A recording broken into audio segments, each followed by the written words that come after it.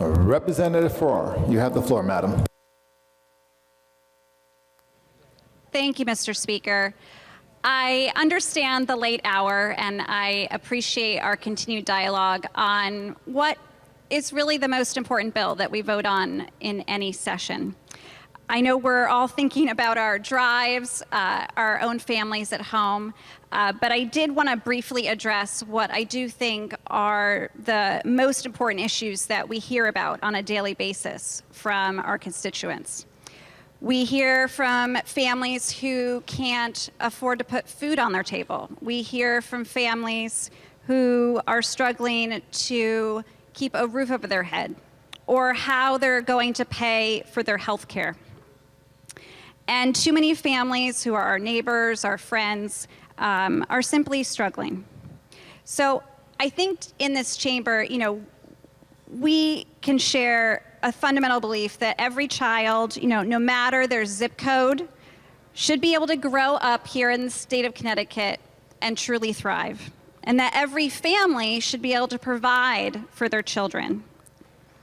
In the last couple of years here, we really have passed historic tax cuts for families and workers and seniors.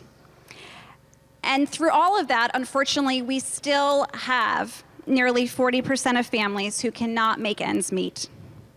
And these families are constituents that every single one of us, serve.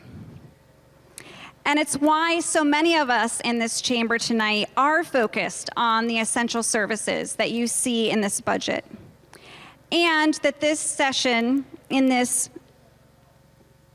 state, a majority of us were focused on passing a permanent and refundable child tax credit to make Connecticut more affordable for so many of these families.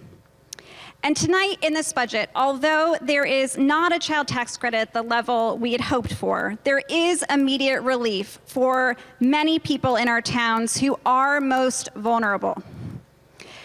This budget provides a $250 rebate for families who receive the Earned Income Tax Credit to pay for the food, to pay for housing, to pay for that needed health care.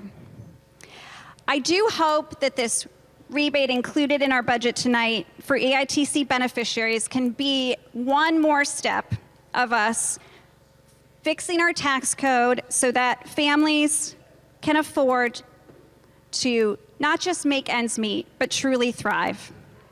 I thank the chairs for their hard work on this budget, and thank you for the time, Mr. Speaker.